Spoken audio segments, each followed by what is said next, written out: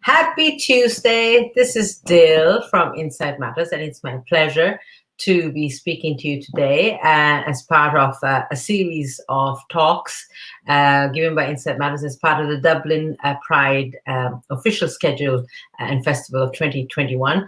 So these talks are really aimed at helping you to take charge of your own mental health and help you enhance your overall well-being. So today's talk is going to focus on your mental health and how you can get the most out of it, how to take care of it.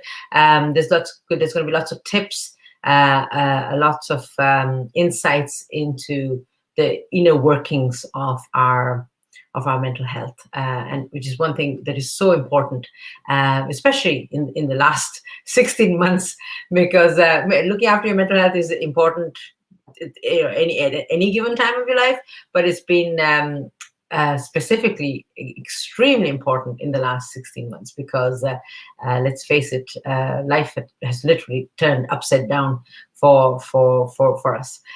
So I'm gonna share the screen in a few minutes because I have a presentation to share with you. But before I do that, I thought maybe we might do a mindful minute.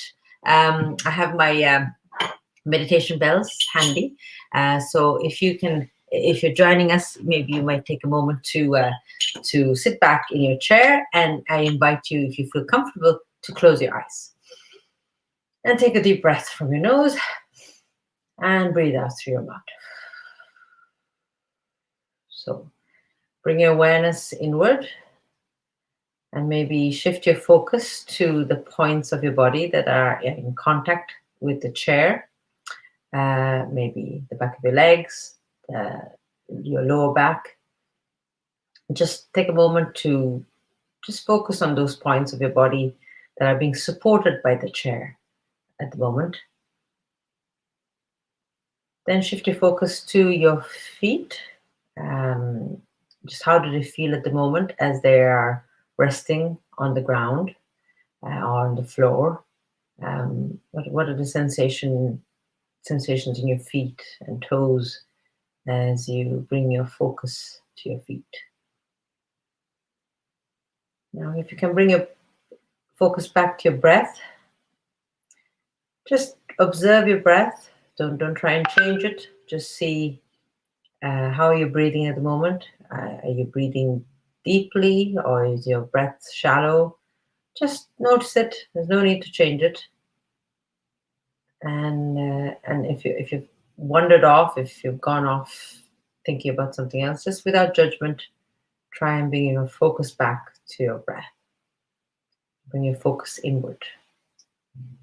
So I have my meditation bells now, and I'm going to ring them 3 times, and we're going to try and focus on the sound of the bell as best as you can, and try and breathe through your nose and breathe out through your mouth as you listen to the sound of the bells.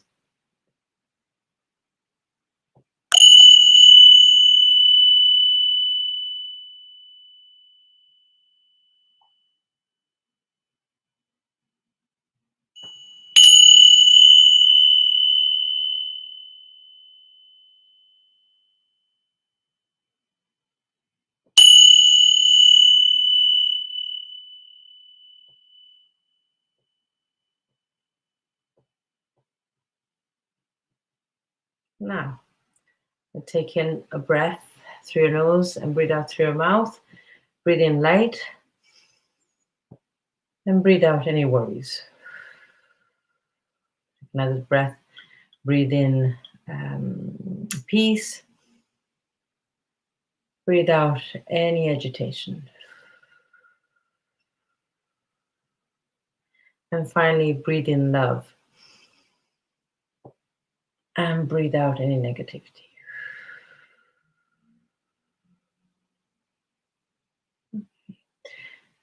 So when you're ready, you can open your eyes and just bring your awareness back to the room. So there we are. Kind of needed that myself. I won't lie. It's always a great way to begin a session around mental health.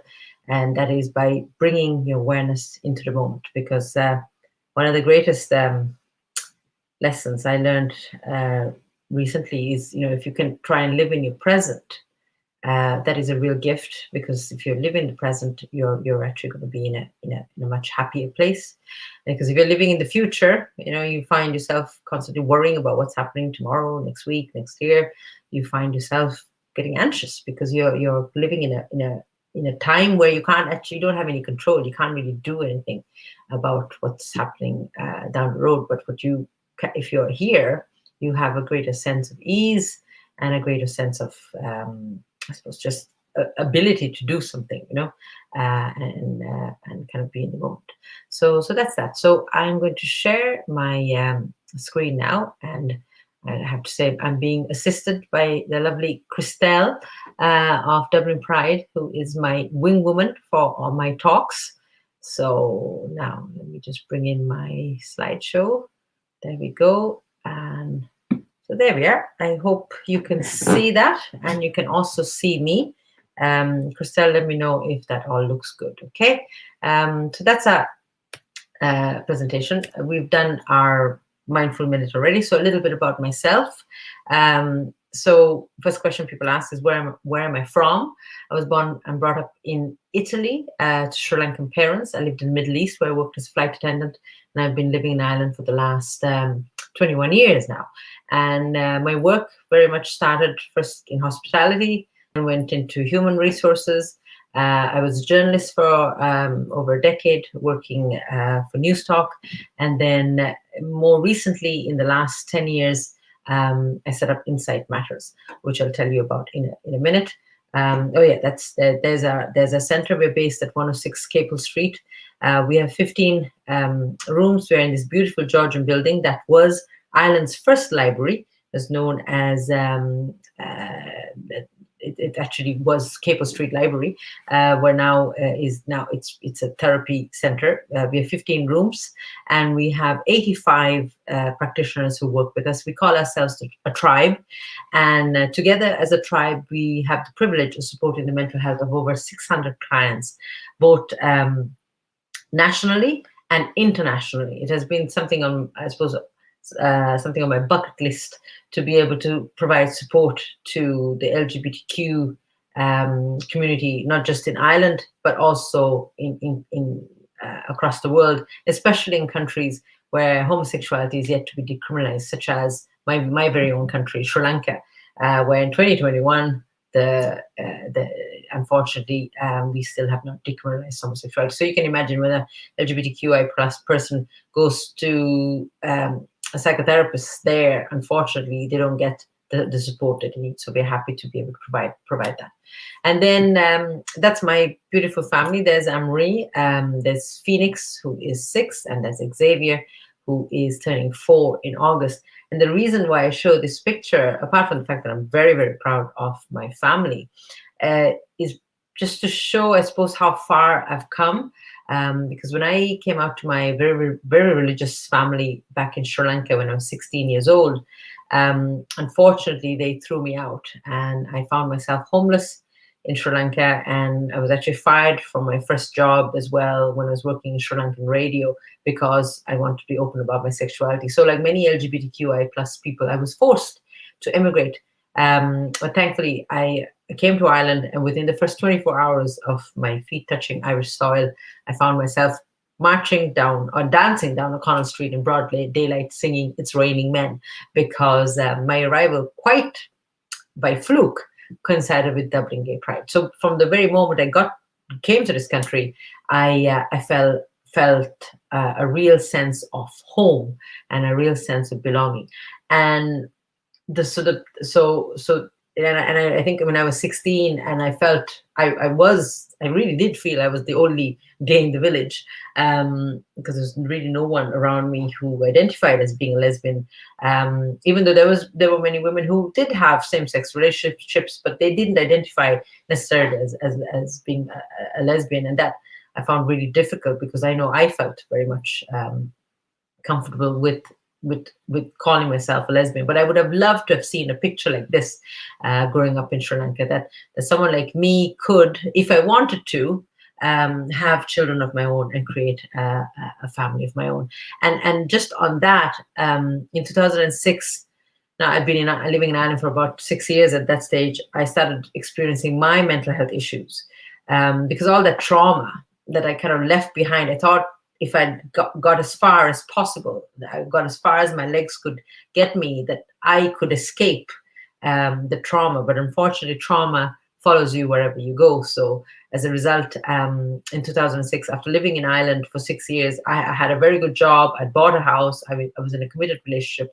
All that trauma caught up with me. And thankfully, somebody recommended that I go see a psychotherapist.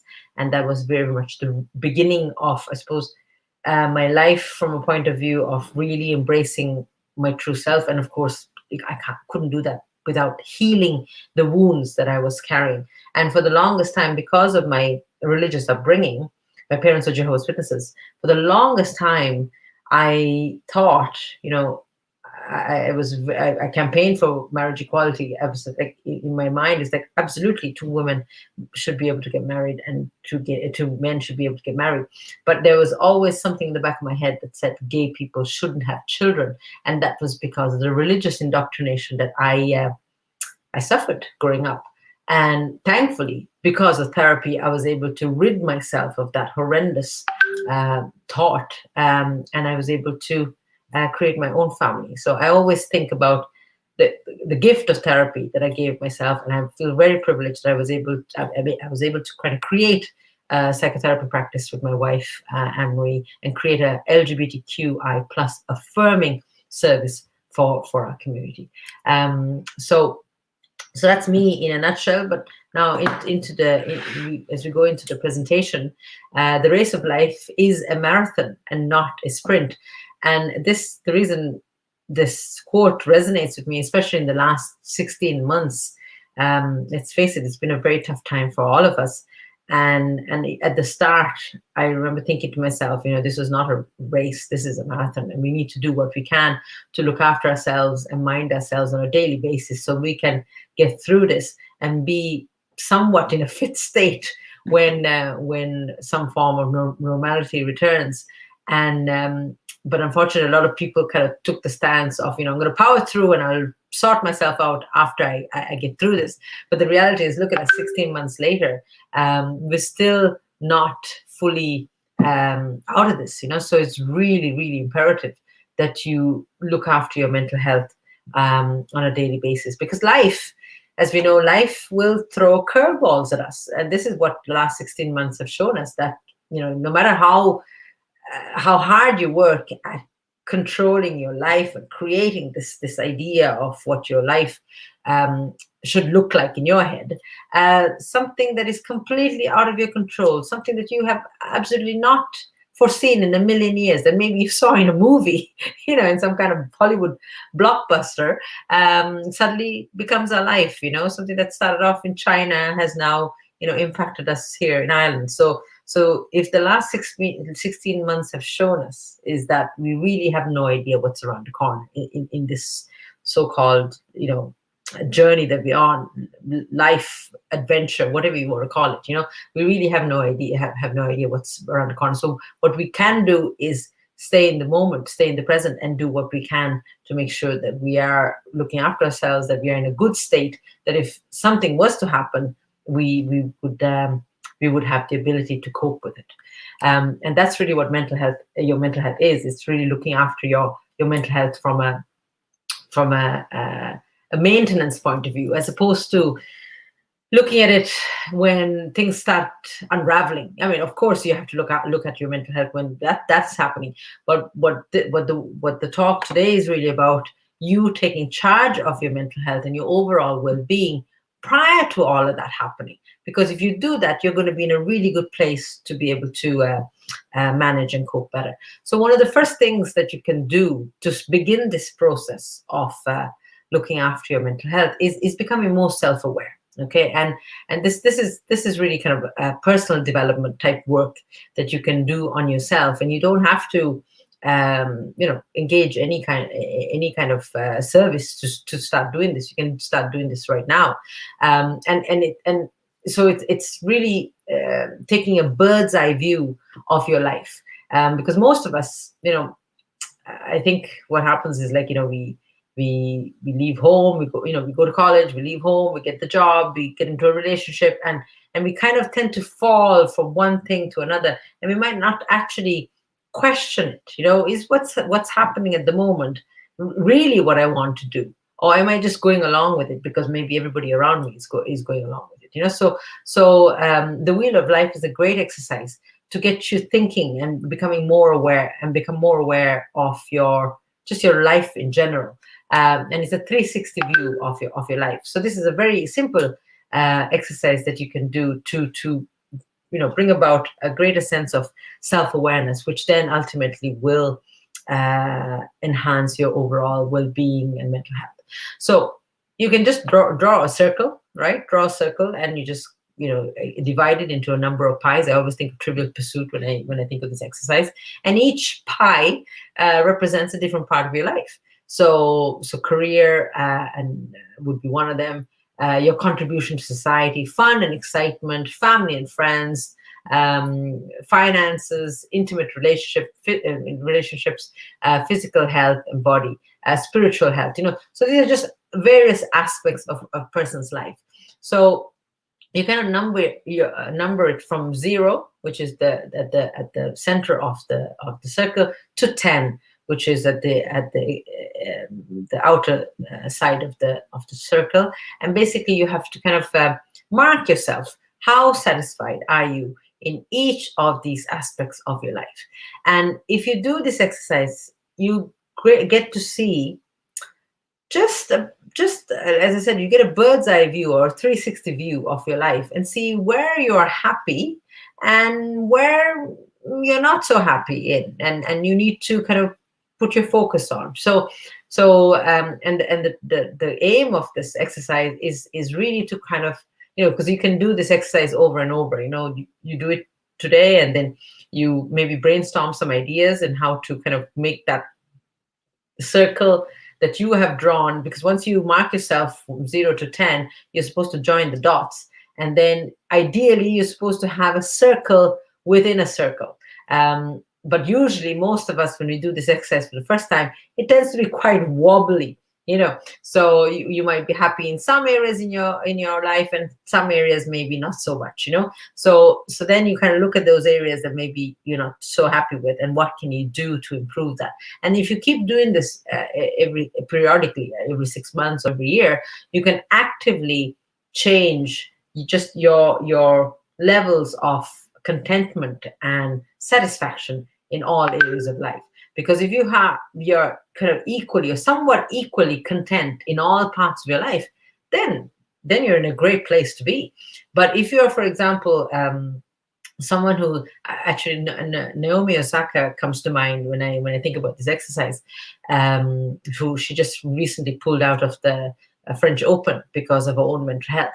Now, if you take someone like her who is so invested in her career, and she obviously loves what she does, but if you're fully invested in this career of being a tennis player, and that's all you do, chances are you'll be neglecting other parts of your life. And now what I think she's realized, hang on a second, there's more to her than tennis, and she's pulled back because she's having issues around having depression and anxiety, and she's being very smart, because like you hear so many people athletes who give their entire life towards the sport that they love, but they're not maybe in a relationship. They're not happy in other aspects of your life. When it comes to having fun and being around friends and family, or having a romantic relationship, because they've taken their entire energy and focused it on their profession, and that can be very problematic. So it's really kind of having a bird's eye view of your life, and increasing your self-awareness, so you can actually preempt having mental health issues, because the mental health issues are just a symptom of something not going right. Depression, anxiety, panic attacks, all of these are symptoms, just like headaches, back problems, stomach aches. These are all symptoms. So if you can start viewing mental health issues as simple symptoms that are telling you something is not right, and of course you need to address the symptom, But very importantly, you have to address the cause of the symptom. So by having that bird's eye view of your life and making sure that you have a more balanced life, chances are you might not even experience those symptoms. And if you do, you probably have a very good idea of why they're coming out. Because just like a headache, I always say, why do you have a headache? Before you go straight for the painkiller, ask yourself, well, did you eat enough? Have you drunk enough water? Have you been staring at a screen for too long? Have you got any exercise, fresh air? So there's lots of things that you can do before you just take the painkiller, because that's just going to remove the pain. But the pain, just like anxiety and depression, all that, this pain is a symptom that we need to focus on and try and understand and be curious about. Because if you're not, and you just get rid of the symptom, the cause is only going to get bigger. So we can't talk about mental health without talking about stress. Stress is the body's reaction to any change that requires an adjustment or response. And it's interesting because it could be a really positive thing, like getting married, going on holiday, getting a promotion. These are all, expecting a baby. These are all amazing life events that usually people kind of congratulate you and pat you on the back, but they also require monumental change. And with change comes stress. And it's just a normal body's reaction, or normal body's response to a period of change, even though that change can be good. So sources of stress, so we have things like the environment. So news, traffic, pollution. If you have hay fever, this is a very difficult time for you. I normally have hay fever myself, but this year somehow I have been spared. And I think it's because I've done a bit of work around my health during the winter, because that's where you're supposed to kind of, I use homeopathy, and that has really helped me, because in the winter I kind of increase my tolerance towards pollen. So this year, thankfully, I've been spared. But it's, I took a preventative approach, as opposed to what I normally do come May, June. My nose is running, my eyes are streaming, and then I'm reaching for the antihistamines, which usually don't work for me anyway. Other stressors like jobs, finances, conflicts with loved ones. Then also you have your physiological sources of stress, lack of exercise, poor nutrition, lack of sleep, illness, aging. They're all sources of stress. And of course, your own thoughts and interpretations and labels and predictions, and even you comparing yourself to somebody else. That is a source of stress. So, of course, there's things that you can't have control on, like the weather, for example. But you can control how much news you consume, because if you are going to be reading the news every day, every hour, you're actually causing yourself stress. So maybe look at that. So, and then, of course, deadlines and workplace stuff. Again, not much control there, but what can you do to kind of manage that better, and how to cope better with that? So there's certain things that you can do, and we'll talk about that shortly. But also how you look after your body plays a big part in your levels of stress. And of course, the way you think, of course, if as I said, if you constantly live in the future, that can cause huge amount of anxieties, and you can really spare yourself from that. So signs of stress: being irritable, feeling anxious, your thoughts are racing and you can't switch off. I mean, these are very common symptoms of being stressed. Being depressed, feeling uninterested in life. I know I personally, in the last 16 months, there have been times where, I've said it publicly, I've despaired because of, I just couldn't see any light at the end of all of this, So, and that was because I was feeling incredibly stressed, because, not only am I working full time in a practice that you can just imagine has the demand for our services has gone through the roof in the last year. So trying to cope with, supporting our therapists, trying to cope with the demand for our services. Then, of course, in the middle of all of that, I was in college. I'm in my third year studying to be a psychotherapist. And so that's incredibly rewarding, but also incredibly challenging because of all the assignments. Then I have two small kids that we had to homeschool for a number of months. So very, very stressed. And I knew that, I knew I was stressed. I saw the symptoms. In fact, I knew it was going to happen. So I took a very preventative approach. Both my wife and I always make time for self-care, because sometimes you just can't help the situation, right? You can't control the situation, but what you can control is your response to it. And this has been my mantra for the whole last 16 months. I can't control what's happening around me, but I can control how I'm going to respond to it. I can choose how I respond. And there's that separation between you and the environment is very, very important. So exactly as I said, we can't control what happens, but we can control our response. And speaking of response, this is really, I can't stress how important this information was for me. It was in my first year in DBS, in the stress response module, where I gained an insight into how physiologically our body reacts when we are faced with a threat, right? So, and there's no difference between humans now and humans, hundreds of years ago.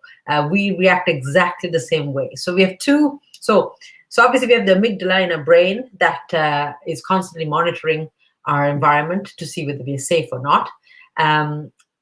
It sends messages to our nervous system, in particular the autonomic nervous system, which is split into two systems. We have the parasympathetic system, which is also known as the relaxation response. This is the system that keeps you kind of relaxed, right? And then the other system is called the sympathetic system, which is also known as the stress response. So, which activates you in the fight or flight or freeze situation when you're under threat. So these two systems work hand in hand to keep balance in your body, that which is called homeostasis. So you can get an idea at all the organs, your pupils, your glands that secrete salivation, your lungs, your heartbeat, your stomach, your vital organs like your kidneys, your bladder. All of these are being controlled by the relaxation response and the stress response, and it's an incredible network which has kept us alive all this time on this earth. But it's really interesting because hundreds of years ago, in prehistoric times, our stress response would have been activated if we were in the face of danger, like there was a saber-toothed tiger or a woolly mammoth that was charging at us, so we were in physical danger and we had to react. So in modern day, we'd be like, you're strolling down your street and suddenly a car that's coming towards you loses control and starts heading in your direction. So your stress response in that moment will activate, will send all the messages to all the different organs, will get you to, your heart will start racing, your lungs will start expanding to take in oxygen, more blood will go, the blood from if you were digesting your breakfast, that's going to stop immediately, and all blood flow is going to go to all your major muscles, and it's going to activate you into, springing into action and saving yourself to get away from the car. Now, interestingly, this exact same reaction that would be, in the face of actual danger is being activated by something as simple as losing your phone. Oh my God, I lost my phone. My life is in my phone. Everything here it is. Phew, I found it. So it's very interesting. The email from that irate customer or that deadline or that meeting that you were dreading has now been pushed forward. The same reaction that you would have if a car was speeding towards you, you are having in these kind of somewhat innocuous situations where you're not really experiencing it's not a life or death situation, but you're perceiving it as a life or death situation, and therefore your body is reacting accordingly. So being aware of this is really important, because if you become aware of your, not just self-awareness from a mental health point of view, but self-awareness from a physical point of view, and you become aware when your stress response is activated, when your heartbeat starts racing, when you start breathing quickly, you can then do what you can to bring in the relaxation response to calm yourself down. Because if you don't do that and you constantly live in a state of constant activation, you will have chronic illness. I mean, there's enough research and studies that show that if stress brings about, chronic illness like cardiovascular issues, things like, heart issues, cholesterol issues, all of these immune system issues, all of that is brought on by stress. But when I say stress, I talk about your sympathetic and parasympathetic system, which has been activated. So how can you regulate this? Because it's all about regulation. Just before I talk about regulation, this is your brain. And just to let you know, when you're stressed, when you're in a place of being where you feel you're threatened, you can't actually make rational decisions. So if in the workplace somebody just suddenly says, hey, have you got that report for me, or can you do that for me this afternoon? Immediately you panic, right? And that stress response has been activated. You really can't make any rational decisions. But what you can say, can I come back to you in a minute? I just need to check something. By doing that, you remove yourself from that potentially stressful scenario. Take a chance to just collect your thoughts and breathe, and then you can come back with the answer, yes or no, or can I do that for you tomorrow? So when you're in a state of stress, you're actually not able to make good decisions. So that is really very valuable information, because those decisions could actually impact on just your career, your relationships, and all that kind of stuff. So how do you kind of engage your relaxation response, your parasympathetic system? By self-regulation using your breath. Now, this is very, very simple.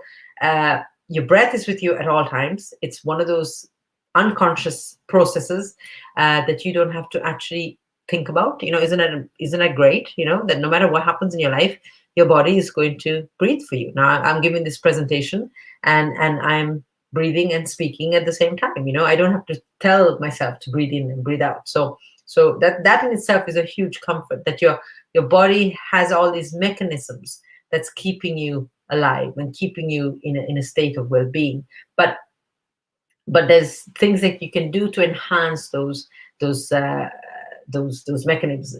mechanisms. So for example, breathing. Most of us we tend to breathe very shallowly, from up to here, So, but if you are in a state of stress and you really want to engage that relaxation response, just take 15, if possible, deep breaths. Breathing in through your nose and breathing out. I mean, immediately when you do that, you will find instantaneous relief, instantaneous calmness. You're going to be flooded with oxygen. You're going to be flooded with a sense of calm and ease, and even your shoulders might start dropping down. So you can regulate yourself. You need to do that. You can't. Someone else can't do that for you. And it's really interesting because as babies, if you are around them, and small children, when they breathe, their stomachs rise and fall naturally. But as we grow up, for some reason, we lose the ability to actually do that. We only breathe, maybe 40, 50% of our lung capacity. And that can bring about issues later on in life. So being aware of your breath can play a big part in keeping your body in balance, and not being in that stress, activated stress response place. And also being aware of your stress triggers is a very proactive way of how to protect yourself. So what are your stress triggers? They could be, depending on what you do, what your life looks like, you will know what your stress triggers are, and what can you do to actually give yourself a little bit of holding. Like if you have something that you dread, whether it's a visit to the family, or whether it's that meeting with that particular work colleague that you don't get on well with, what can you do to make that experience a little less stressful for you? Can you maybe do something beforehand to kind of get yourself in a more calm state as you meet them? And what can you do afterwards? Because piling more things when you already know you're going to be doing something stressful, is not very kind to yourself. You're actually putting yourself more pressure, under more pressure. So you want to be in the driver's seat of your own life, because if you're not, life will drive you. So as I said, in the last 3 years, I've been studying psychotherapy. And you can't study psychotherapy without learning about a chap called Freud. And I've read so many books of Freud, about Freud, in the last 3 years. I feel I could write a book about him. But, whatever said about him, he did popularize the concept of the unconscious. So what is the unconscious? So if we are that iceberg, only that tip that is peeking over the water is our conscious mind. But the majority of us, the unconscious part of us, is actually under the water. So as the saying goes, are you the captain of your ship, or are the skeletons underneath that are actually steering the ship? So doing this piece of work about becoming self-aware, it's making you aware of who you are in this world, and what do you want in this life, and who do you want to be around. All of this can really inform the directionality of your life.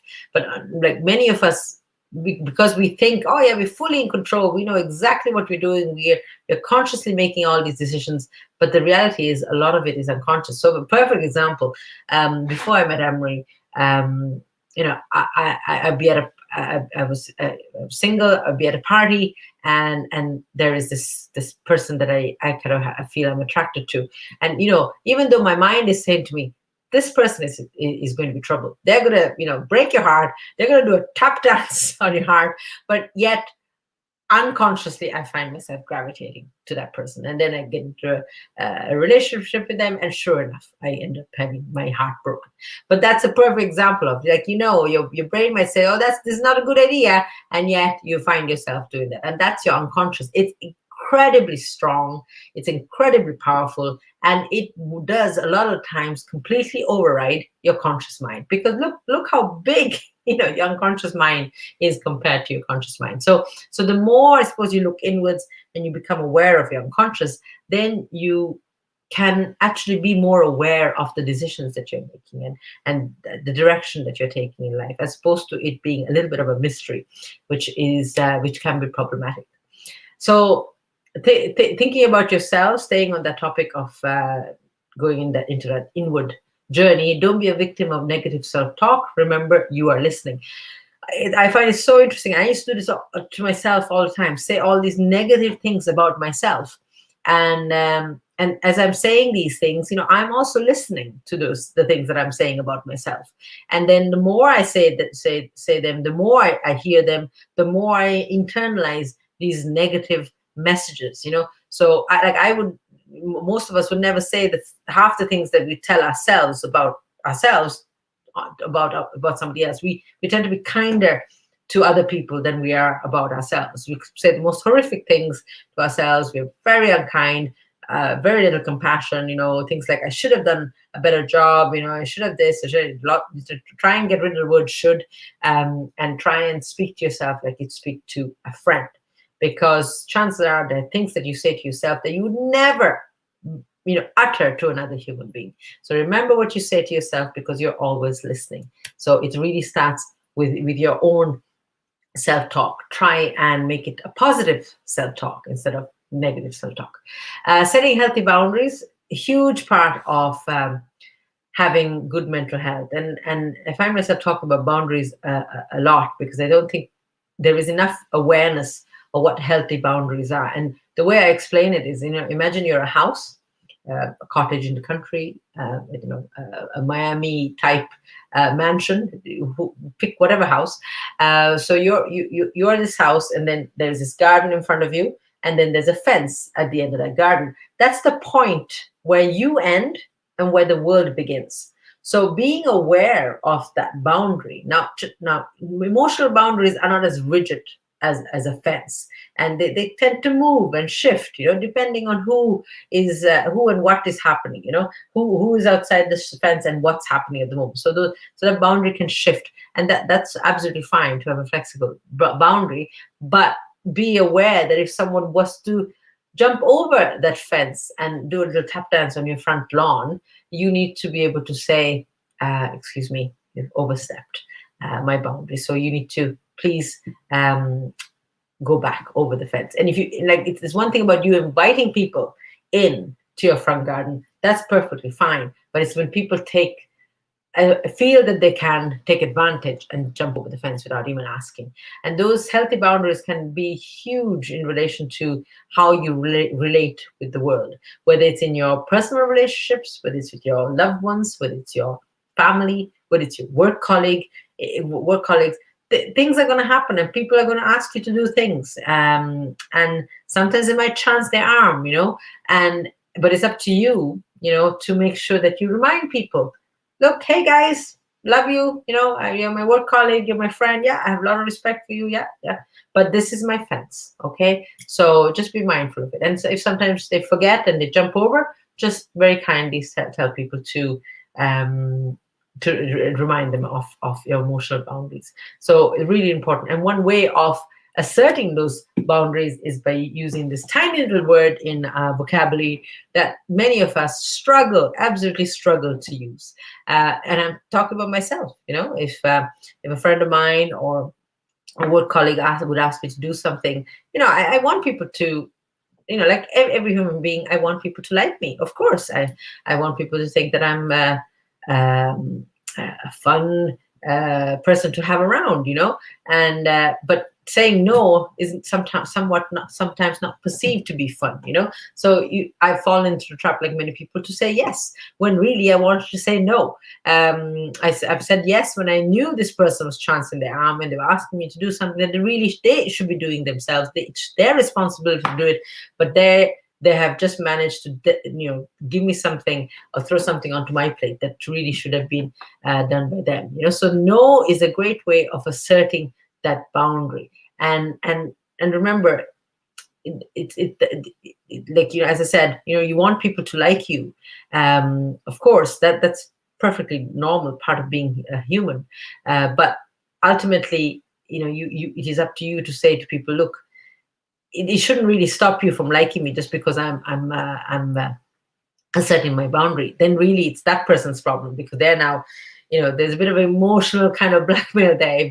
If you feel that they are going to withdraw their I suppose acceptance of you just because you've said no to something that they've asked you to do, that's perfectly acceptable to be able to do that. Provided you don't, that's not the first thing that you say, and you wouldn't do that, so that's the thing. So and if saying no is very difficult for you, there's other things that you can do to make it a little bit easier. And you can always say, look, I can't do that for you, but how about if I do that? Give them an alternative. But saying no is a great way of asserting your boundaries. Loving yourself is the greatest revolution.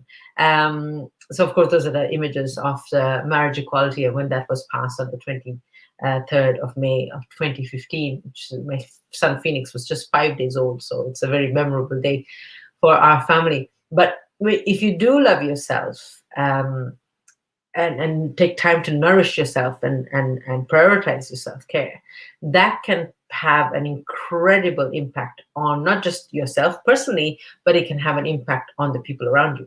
Because the beauty is when you nourish yourself and you have that sense of calmness about you because you've taken time to look after yourself, you can actually feel empathy for the people around you. So if someone next to you is struggling, you are actually able to recognize it because you are not hanging on by your fingernails, because if you don't look after yourself, you're going to be really like powering through. I just need to get through this day. I can't look at anybody else. I can't cope with other people being unwell or struggling. I need to just focus on what I have to do here. So you're no longer able to actually empathize with the human beings around you. So loving yourself is the greatest revolution. You're inspiring change in self and society. That's very much the message of Insight Matters. You wouldn't let this happen to your phone. When you have your battery low on your phone, you're like, where's my charger? Quick, where's my plug point? Quick, get my phone charged up. And yet, how many months, how many weeks, months, and years do we run on a low battery? So start looking after yourself better than you look after your phone. Self-care is not a priority. It's self-care is not a luxury. It's a priority. And fit your own oxygen mask first. I was working as a flight attendant for 5 years, and I used to make this statement 5 times a day.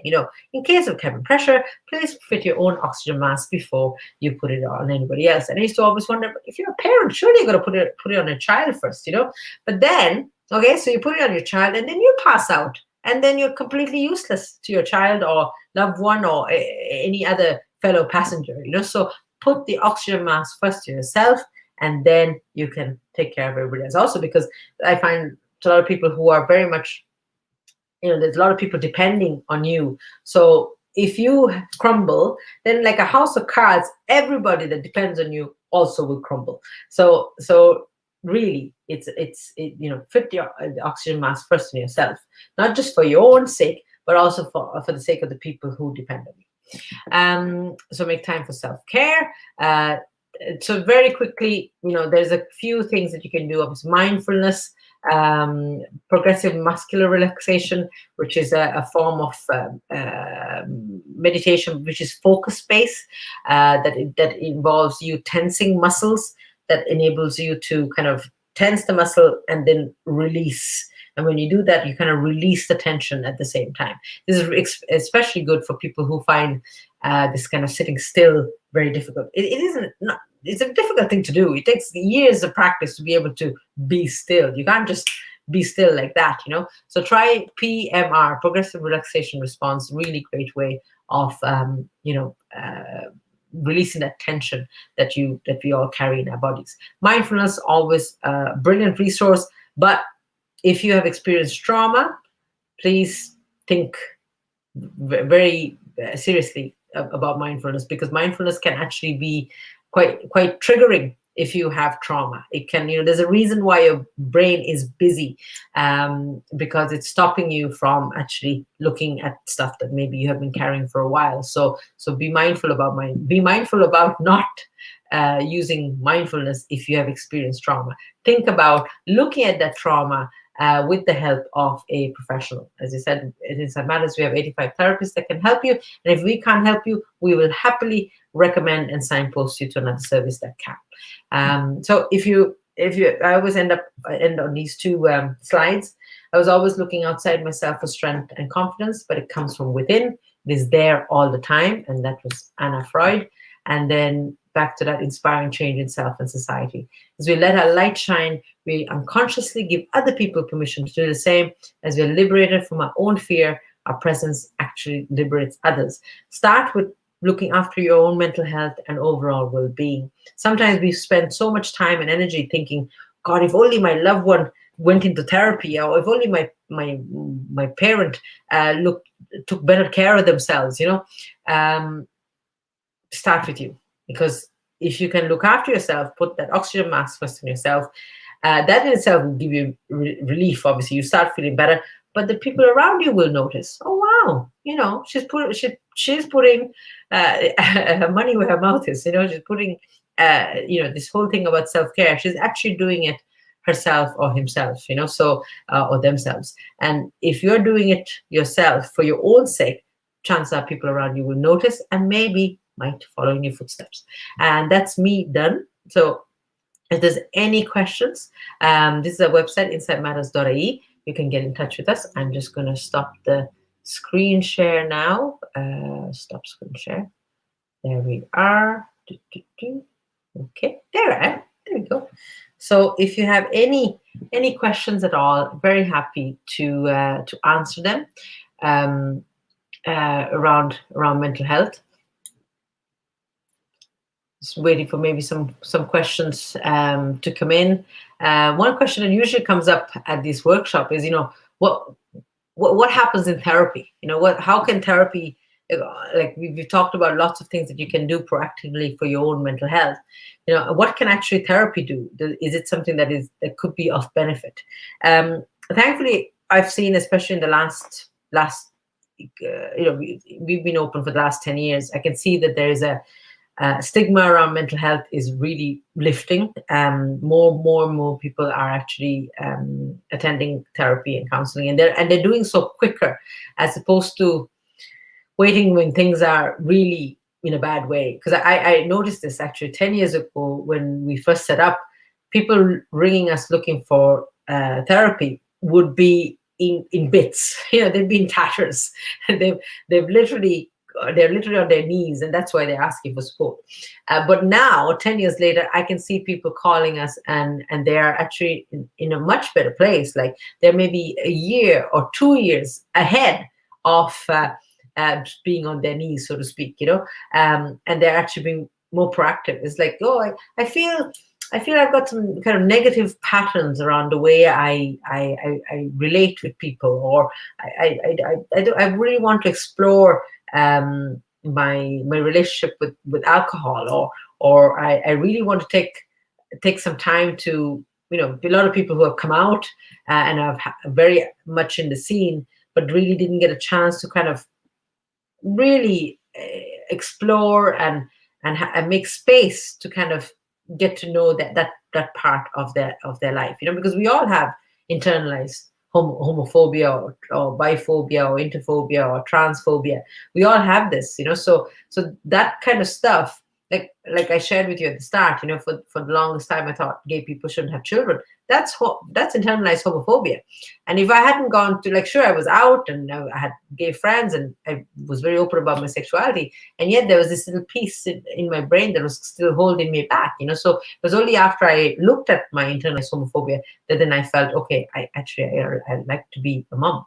Not every LGBTQI plus person needs to do that. This was the right choice for me, and therapy can actually help you really look at that internalized homophobia or transphobia or interphobia or biphobia that you have experienced. Because let's face it, we have grown up in a world that was not accepting of us from the moment we were born, from the very first breath that we took.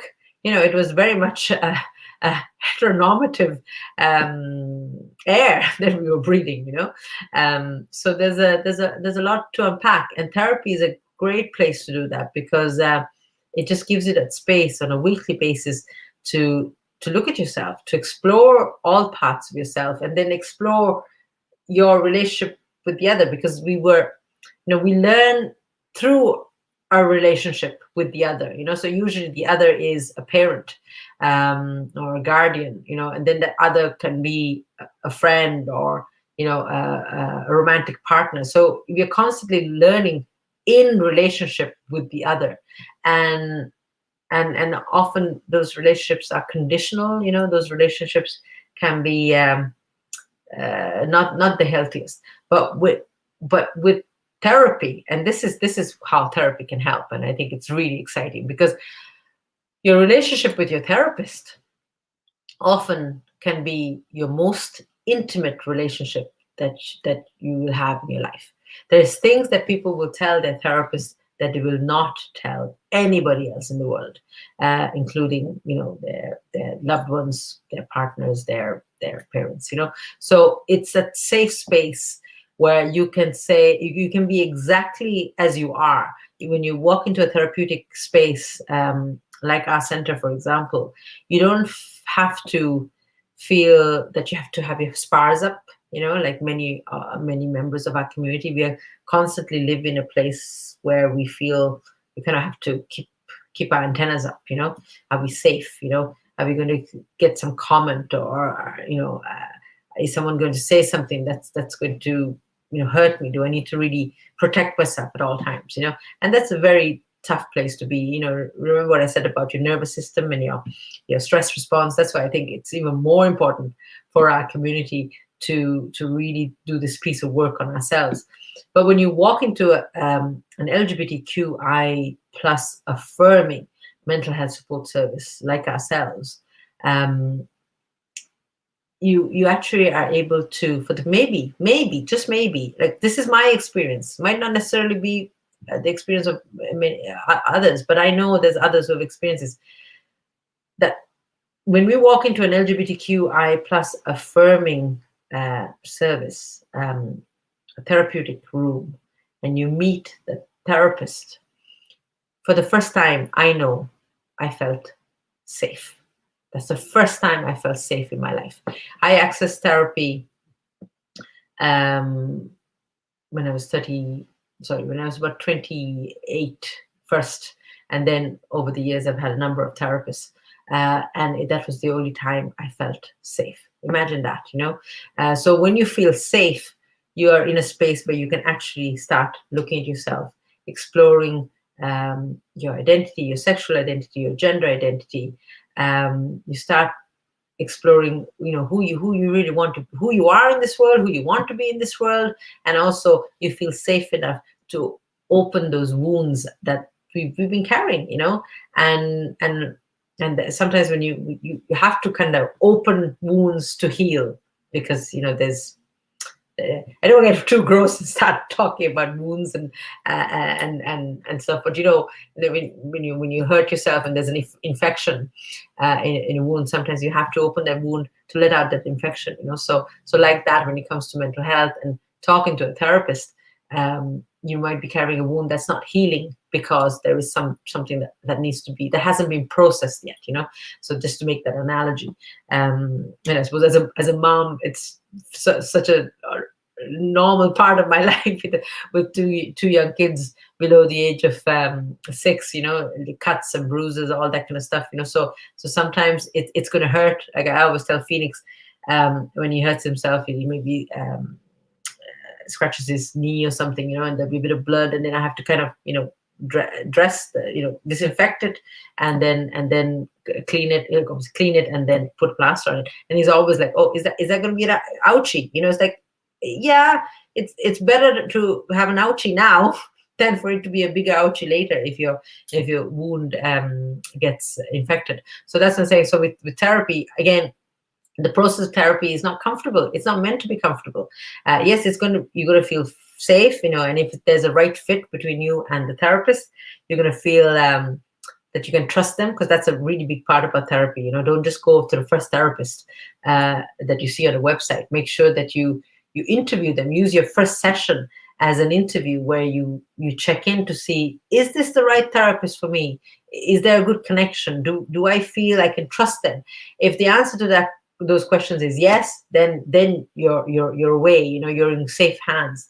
And but if at some point you feel, no, after that first session, I don't know whether I'm happy with their approach, or I don't feel there's a connection with us, then absolutely go find the therapist that's right for you, because you have to have that connection. Remember, I said to you, you learn about yourself in this world in relationship. So whether it's in relationship with your parent, or in relationship with a teacher, or in relationship with a loved one, these are all, it's almost like you need a mirror. It's through that mirror that you learn more about yourself. So a therapist, it can be that space where you can learn about yourself through your relationship with your therapist. And as I said, therapy, yes, if you feel safe and you trust your therapist, that is obviously very good. But the process of therapy itself is not meant to be comfortable all the times. In fact, it can be downright very uncomfortable at times, because that's all part of the process. Because you're peeling back the layers, you're opening up old wounds with the view to understand, to process any emotions that you didn't get a chance to process at the time, and then really talk it out, and you're able to release all that kind of unprocessed emotions, that unprocessed trauma that has been maybe locked and trapped in your body. And when you do that whole process may be very uncomfortable at times, but ultimately you feel a huge sense of relief and healing afterwards, because it's better to do that than go on in life carrying these unhealed wounds, this trauma that is literally going to start limiting your life. It's going to start holding you back from having not just a good relationship with yourself, but it's going to stop you from having meaningful relationships with the people around you. It's going to stop you from finding real true meaning in life. So So that's what therapy can do. So that's in a nutshell of how therapy can help. And I hope you enjoyed the workshop. And the hour that we spent together. We have another talk next week at 1 o'clock. Sorry, 1 o'clock next Tuesday, and the following week as well. Next week, Aoife Ryan, who's a relationship and parent mentor, will be joining us to talk about mental health and parenting, and how you can, if you're a parent, just improve your relationship with yourself, so you can become indeed a better parent, or become the parent you've always wanted to be. Because it's not easy. People expect, I was just saying to Aoife earlier on, we were talking about, as when it comes to mental health, people are more open about getting support by seeing a therapist. If your relationship is in trouble, people are very open with getting couples therapy. But when it comes to people having trouble maybe parenting and going through a rough patch with their kids, there is not that openness, because people think, sure, anybody can parent, right? Not really. It's still one of these things that you need, that you can get support with. So that's what we're going to talk about next week, and I hope you join me for that. So this is Dil Wickramasinghe of Insight Matters.